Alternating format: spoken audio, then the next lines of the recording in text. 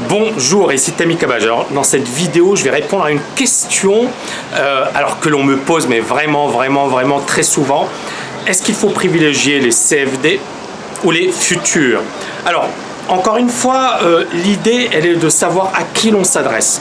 Est-ce que la personne qui me pose la question est un trader expérimenté ou un trader novice?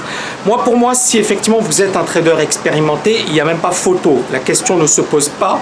Ce sont les futurs. Il faut travailler sur les marchés de futurs parce que les spreads sont beaucoup plus faibles, parce que les commissions sont beaucoup plus faibles, parce que vous êtes sur un marché régulé, donc il n'y a pas effectivement d'arnaque du type mes stops qui se font sauter, etc. Et puis, bien évidemment, vous êtes sur des marchés où il y a des volumes qui sont intéressants. Donc voilà, les futurs sont de loin les marchés les plus intéressants. Alors il y a un autre marché que sont les actions et que beaucoup de personnes effectivement, notamment les actions américaines qui sont un marché passionnant que moi j'adore et je vais d'ailleurs beaucoup en parler dans les prochaines vidéos. C'est un marché fascinant et c'est un marché également régulé. Les commissions sont très faibles et c'est un marché où il y a une volatilité beaucoup plus importante que sur les futurs.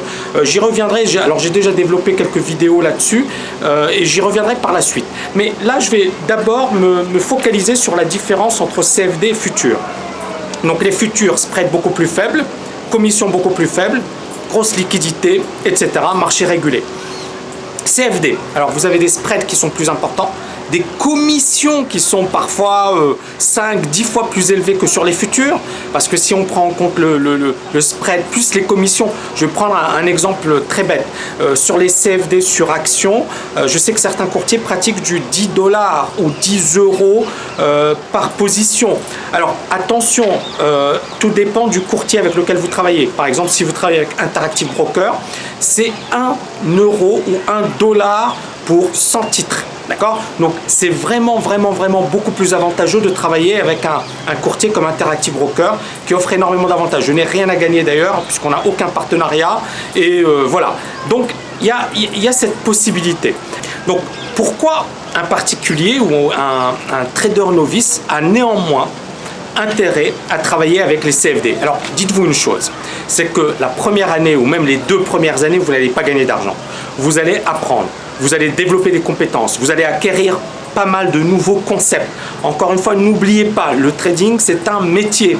Si effectivement on peut devenir bon en un mois, il y a un problème, il y a quelque chose qui cloche. D'accord? Donc dites-vous que vous allez devoir travailler 1 année, 2 années pour véritablement développer les compétences, devenir bon. Et ce n'est pas parce que vous avez 1 année ou 2 années derrière vous que ça suffit. J'ai des étudiants qui ont, avant de rejoindre la TKL, fait du surplace pendant 8 années, 10 années.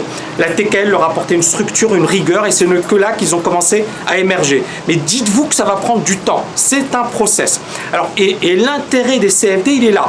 C'est que premièrement, ça va vous permettre de vous familiariser avec les marchés, avec de l'argent réel. Donc, ça n'a rien à voir avec le démo, parce qu'en démo, tout le monde peut devenir millionnaire. Donc là, vous allez subir et enregistrer de vraies sensations, peur, angoisse, panique, euphorie, etc. Deuxièmement, les risques seront limités, c'est-à-dire que si malgré tout vous perdez, les pertes seront limitées, vous ne prendrez pas effectivement de grosses positions. Votre objectif, encore une fois, c'est d'apprendre et de développer des compétences. Et puis, bien évidemment, lorsque vous serez bon, lorsque vous aurez véritablement maîtrisé votre métier, il sera possible d'évoluer vers les futurs. Alors, la question que l'on va me poser sans doute, c'est oui, mais moi j'ai envie de travailler au carnet d'ordre et les spreads n'ont rien à voir entre les CFD et les futurs. Et alors c'est vrai que c'est une bonne question parce que justement l'avantage des personnes qui travaillent au carnet d'ordre, c'est que ils vont jouer de très petits mouvements, 2 ticks, 3 ticks, et dans ce cas-là, bien évidemment, les CFD ne seront pas forcément une bonne représentation de la liquidité d'un carnet d'ordre classique sur les futurs. Comment faire? Bon, pour moi, effectivement, beaucoup de démos. Encore une fois, oubliez après 1 mois ou 2 mois, je suis très bon, je passe en réel. Oubliez-le, parce que ça va vous demander du temps.